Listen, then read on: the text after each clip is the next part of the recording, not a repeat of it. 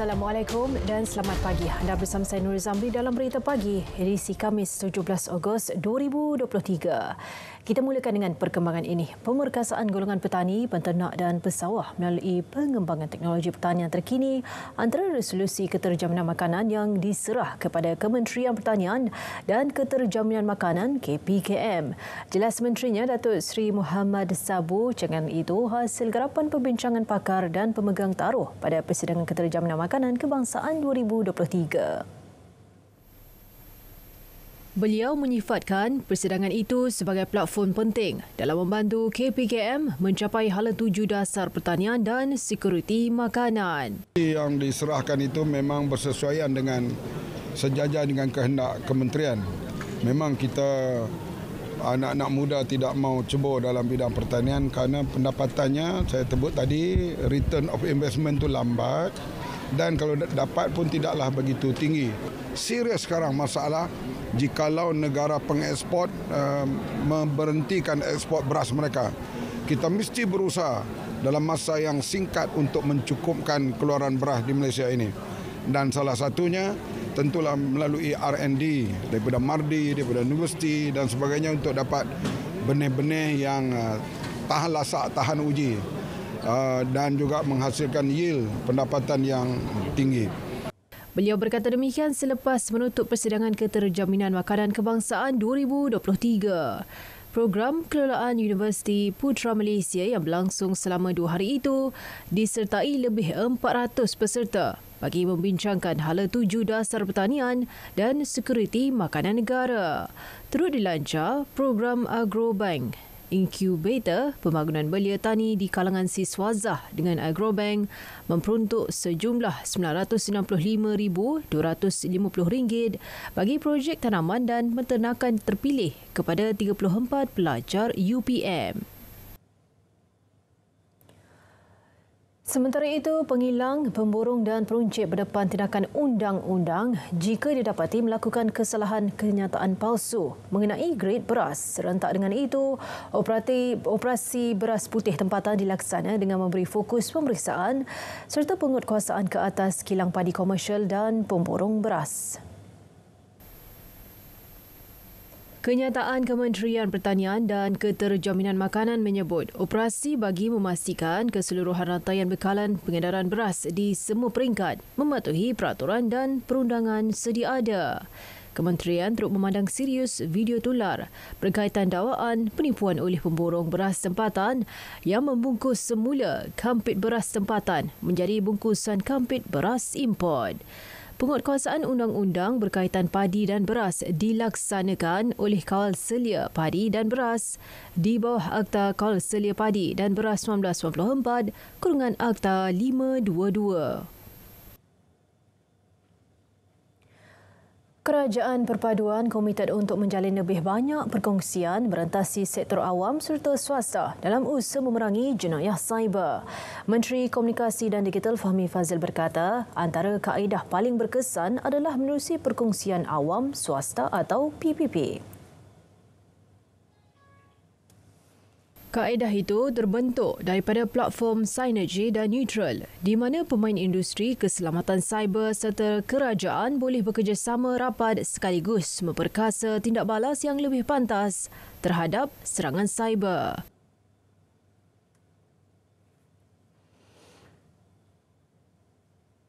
This reflects the diversity of the cyber ecosystem, each dealing with a broad range of cybersecurity challenges in their respective roles. We need to recognize that only by working together as a team across industry, academia and government can we combat cyber threats effectively. Dalam pada itu, Fahmi dalam ucapannya terus memaklumkan mengenai pembangunan pelancaran rangkaian 5G di Malaysia. Inisiatif itu telah mencapai 66.8% liputan kawasan berpenduduk setakat Julai.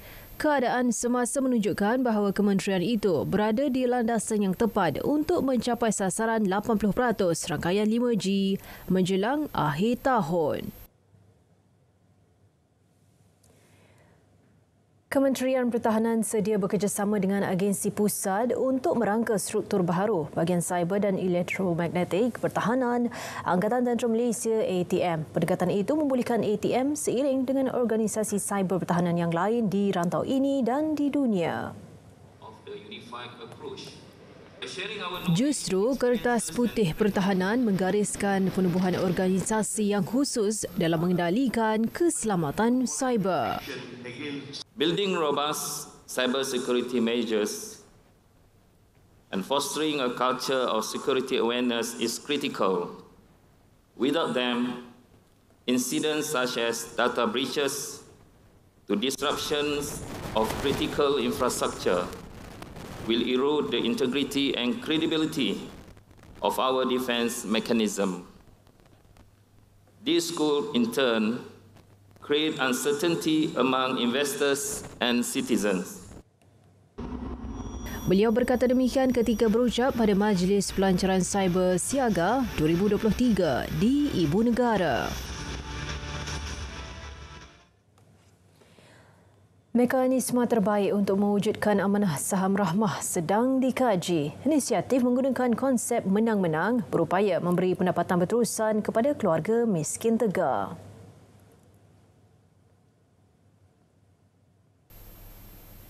Timbalan Menteri Perdagangan Dalam Negeri dan Kos Sara Hidup Fuziah Salih berkata sejumlah wang akan dilaburkan kerajaan di bawah syarikat tertentu. Dividen akan diberi kepada keluarga memerlukan manakala wang pokok yang dilaporkan itu tetap milik kerajaan.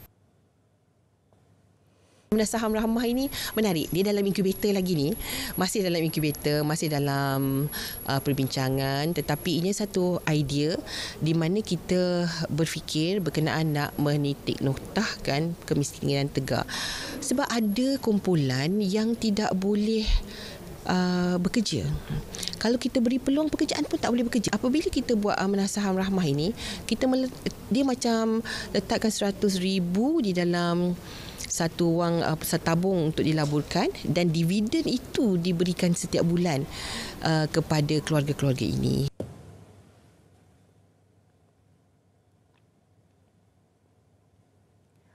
Dalam pada itu, skim perubatan madani bakal diperluas bagi memastikan lebih ramai menerima rawatan kesihatan secara percuma di klinik perubatan swasta. Kemudahan itu diperluas masing-masing Kota Baru, Pasir Mas di Kelantan, Kuantan Pahang, Melaka Tengah Melaka, Seremban Negeri Sembilan, Seberang Perai Tengah, Pulau Pinang dan Perlis hujung bulan ini. Syarikat yang mengurus dan melaksana skim tersebut, Protect Health memaklumkan ini menjadikan keseluruhan 21 daerah terlibat dalam inisiatif ini dalam menampung keperluan kesihatan golongan B40 kepada penjagaan kesihatan Premier Akut. Fasa rintis ini bagi tempoh 6 bulan bermula 15 Jun lepas akan berakhir 31 Disember depan. Kumpulan sasar merupakan penerima sumbangan tunai rahmah fasa 1 2023 dalam 3 kategori kalangan B40 iaitu berkeluarga, warga emas tanpa pasangan dan bujang dengan kelayakan adalah secara automatik. Kongres Kesatuan Pekerja-Pekerja di dalam Perkhidmatan Awam QPEX yakin kerajaan terus komited melaksanakan kenaikan gaji sektor awam menjelang Oktober atau pada pembentangan bajet 2024. Presiden Dato' Adnan Mat percaya keputusan PRU DUN ke-15 tidak mempengaruhi komitmen kerajaan kepada penjawat awam. Jadi ini adalah satu pandangan yang serong, satu pandangan yang tidak berperlembagaan. Kerana anggota Perkhidmatan Awam kita telah menjalankan tugas kita dan kerajaan ini ialah majikan kami. Majikan kami ialah kerajaan ini. Kerajaan yang tempat kami mengadu keluh kesah anggota Perkhidmatan Awam sudah tentu itulah tempat kami untuk kami mengadu, untuk kami memohon. Dan jika majikan kami yang juga merupakan kerajaan ini telah bersetuju untuk meningkatkan gaji, maka kami yakin dan kami amat yakin bahawa kerajaan mampu untuk melaksanakannya.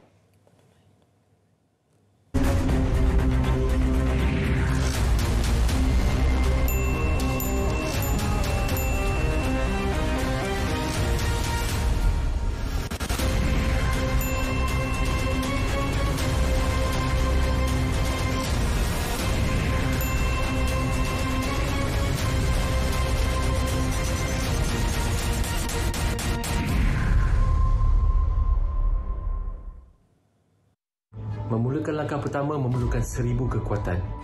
Langkah seterusnya memerlukan nekat dan juga keyakinan. Namun anda semua perlu menyokong dan juga membantu mereka kerana kepilihan itu pasti. Bertemu kembali, lebih ramai generasi muda yang berketerampilan dan mampu menjadi pemimpin yang dikagumi pada masa akan datang. Itu harapan yang dizahirkan pemangku Raja Perlis Tuanku Syed Faizuddin Putra Jamilan pada majlis penutup bengkel ke arah pembinaan jati diri yang cemerlang untuk pelajar terbaik dan pengawas terpilih Sekolah Menengah Negeri Perlis.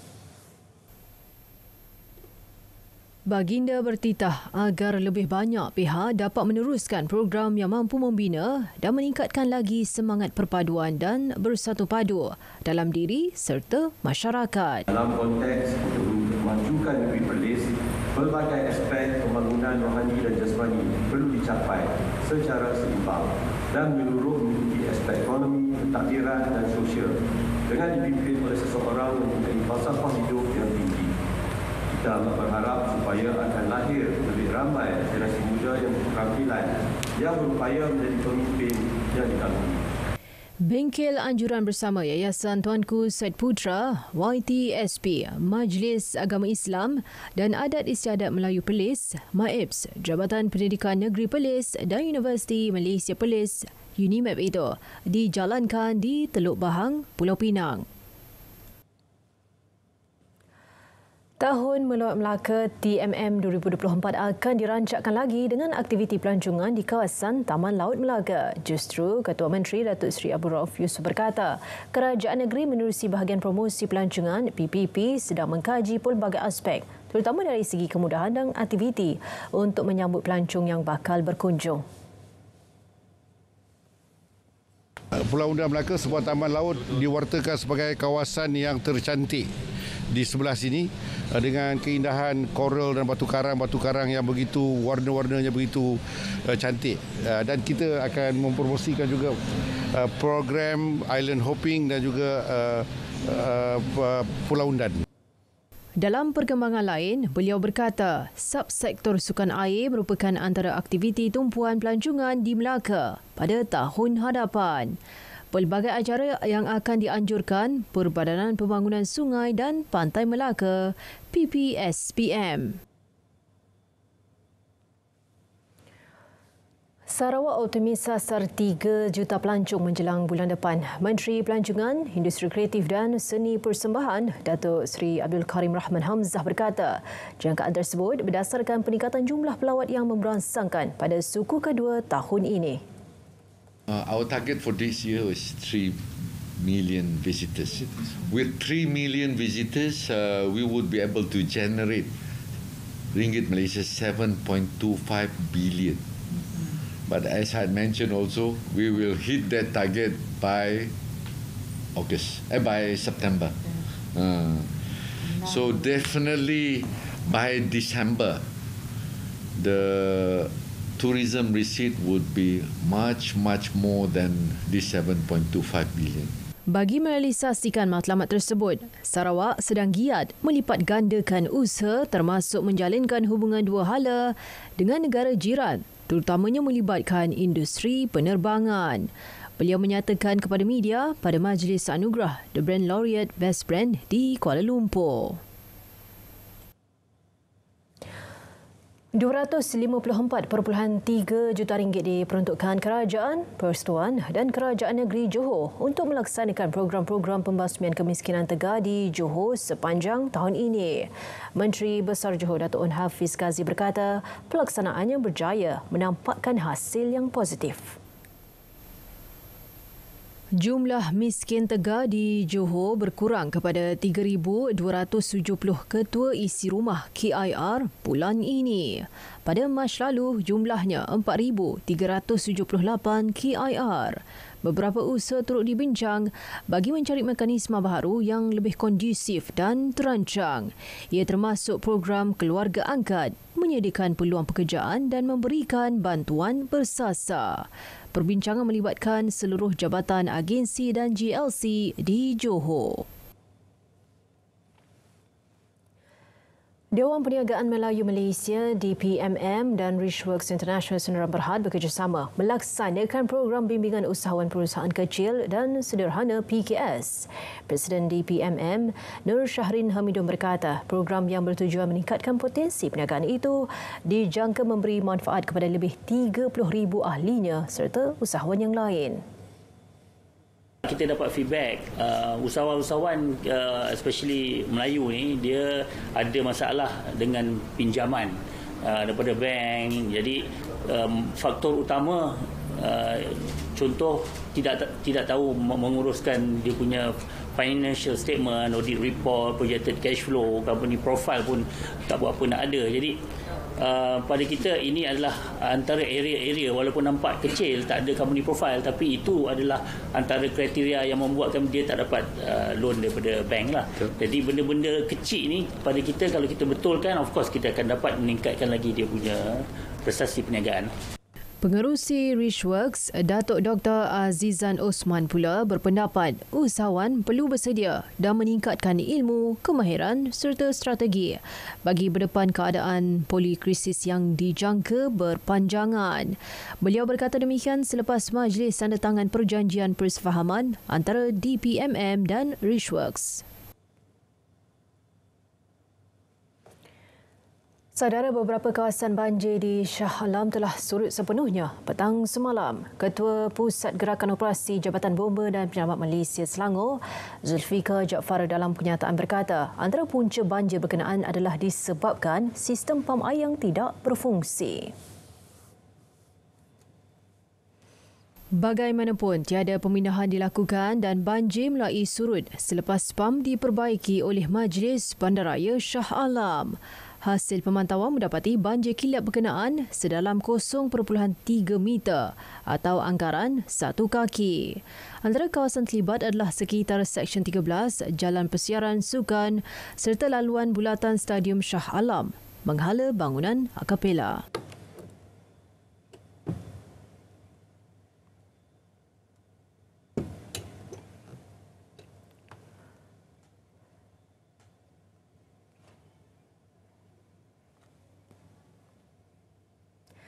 9 buah rumah mengalami kerosakan akibat kejadian angin kencang dan hujan lebat yang melanda Perlis petang semalam. Antara kawasan terlibat ialah Kurung Batang, Repuh, Arau, Sanglang, Kampung Bukit Syabang, Kampung Titi Besi dan Kampung Kecoh. Ketua Pegawai Eksekutif Majlis Agama Islam dan Adat Istiadat Melayu Perlis MAIPS Muhammad Nazim Muhammad Nur memaklumkan pihaknya kini sedang menyelaras serta mengemaskini anggaran sebenar kerosakan setiap rumah terlibat berdasarkan laporan dan tinjauan ke setiap rumah terjejas. Mereka yang terjejas diminta segera membuat laporan polis bagi kerosakan kecil.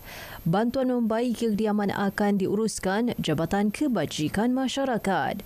Manakala bagi kerosakan besar di bawah tanggungjawab MAIPS, bagi promis perniagaan akan diuruskan Majlis Perbadaran Kanga.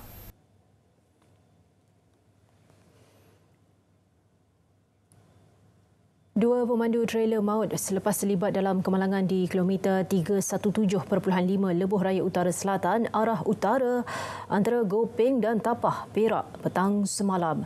Penolong pengarah bahagian operasi Jabatan Bomba dan Penyelamat Malaysia JBPM Perak, Sabarozi Nur Ahmad menerusi kenyataan berkata, turut terlibat dalam kemalangan itu adalah sebuah kenderaan pacuan 4 roda. Sabarozi memaklumkan pihaknya menerima panggilan mengenai kejadian tersebut pada jam 5.12 petang. Susulan itu, sepasukan anggota dari Balai Bomba dan Penyelamat Tapah telah digerakkan ke lokasi kejadian. Setibanya di lokasi, kedua-dua pemandu trailer yang tersepit dalam kemalangan telah disahkan maut di tempat kejadian. Manakala pemandu pacuan 4 roda hanya mengalami kecederaan. Mangsa yang cedera dan maut telah dihantar ke Hospital Tapah untuk tindakan lanjut.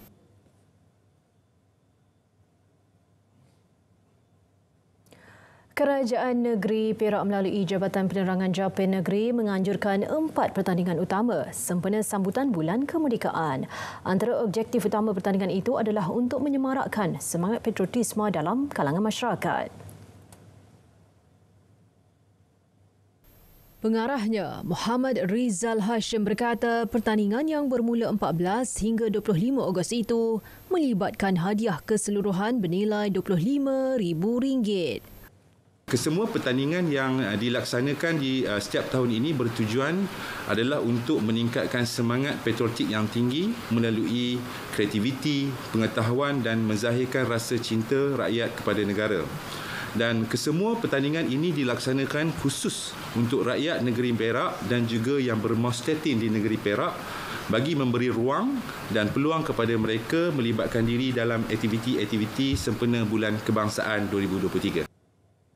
Selain itu, Muhammad Rizal berkata kesinambungan daripada program Kembara Merdeka Jalur Gemilang KMJG peringkat kebangsaan yang dilancarkan turut dilaksanakan KMJG peringkat negeri Perak bermula 21 hingga 26 Ogos ini. KMJG Perak bakal melibatkan penyertaan 51 peserta dan 22 buah kenderaan terdiri daripada beberapa jabatan dan agensi dengan 13 acara di 33 hentian di seluruh Perak.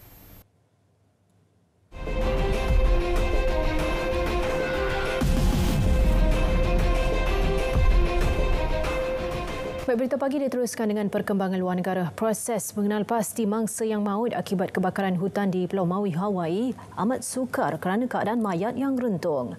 Ahli keluarga mangsa diminta menyediakan sampel DNA bagi mempercepatkan proses pengecaman. Ketua Polis Maui, John Pelletier memberitahu mereka perlu melakukan ujian DNA dengan segera. Gabenor Hawaii, Josh Green memaklumkan angka korban dijangka meningkat kepada 200 hingga 300 orang dalam tempoh 10 hari lagi berbanding 101 yang dilaporkan setakat ini. Operasi mencari dan menyelamat mungkin mengambil masa beberapa minggu atau sebulan. Palang Merah Amerika pula berkata lebih 2,500 panggilan diterima meminta maklumat keluarga yang hilang. Baik, ini pula konflik di Sudan. Krisis kemanusiaan dan pencabulan hak asasi manusia terus memuncak. Kira-kira 4,000 orang terbunuh termasuk 28 petugas kemanusiaan dan kesihatan serta 435 kanak-kanak. Jurucakap Pertubuhan Kesihatan Sedunia WHO, Margaret Harris berkata konflik itu telah memberi kesan buruk kepada kehidupan, kesihatan dan kesejahteraan rakyat. Kira-kira 1/3 daripada kanak-kanak negara itu yang berusia bawah 5 tahun mengalami kekurangan zat makanan. Dianggarkan 11 juta rakyat Sudan memerlukan bantuan kesihatan segera, termasuk 4 juta kanak-kanak dan wanita hamil. PBB menyatakan sejak konflik tercetus pada April, lebih 4.3 juta orang terpaksa melarikan diri. Konflik di Sudan menyaksikan pertempuran antara Angkatan Bersenjata Sudan SAF dan Pasukan Sokongan Pantas RSF di ibu negara Khartoum dan kawasan lain sejak 15 April.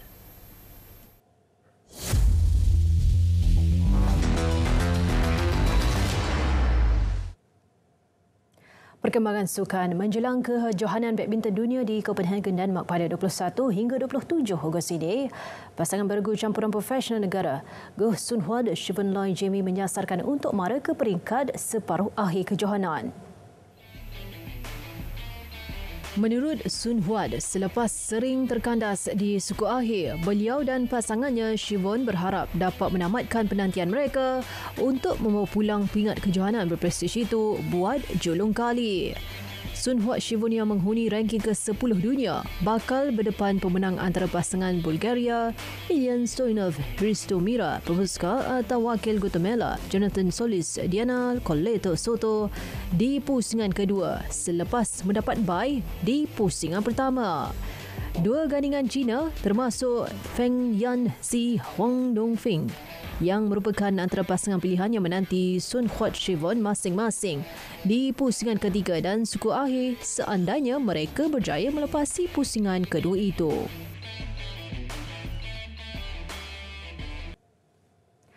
Bahang kehangatan kejuaraan bawah 23 tahun AFF 2023 kini mula dirasai.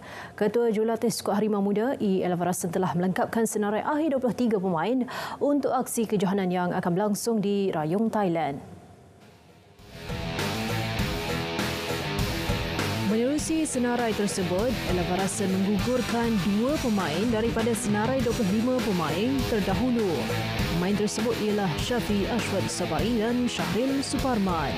Dalam masa sama, Elvarasan turut memanggil Nik Umar Nik Azizi bagi menggantikan Ahmad Zikri Muhammad Khalili yang terpaksa diketepikan kerana mengalami kecederaan Kupulani. Skuad bawah 23 tahun kebangsaan kini telah tiba di Thailand untuk memulakan saingan kumpulan B menentang Indonesia di Stadium Rayong Provincial pada Jumaat ini. Dan berdasarkan format kejohanan, juara kumpulan dan naib juara kumpulan layak ke separuh akhir pada 24 Ogos.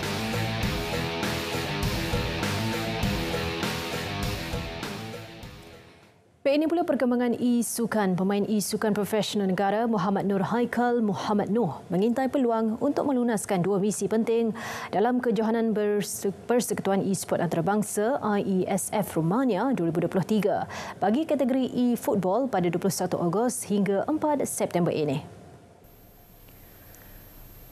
Beliau yang juga pemegang ranking pertama dunia dalam e-football 2023 yakin mampu mencipta nama di pentas dunia.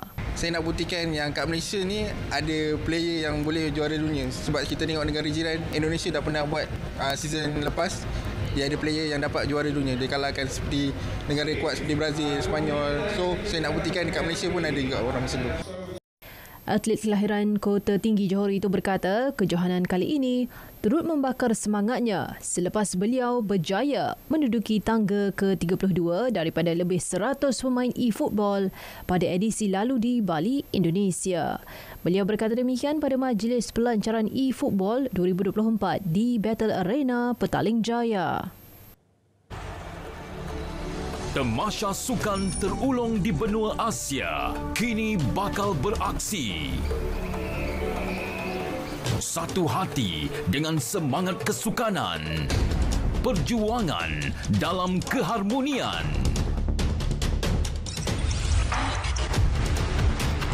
Sukan Asia ke-19 Hangzhou 2022 bersama RTM, penyiar rasmi.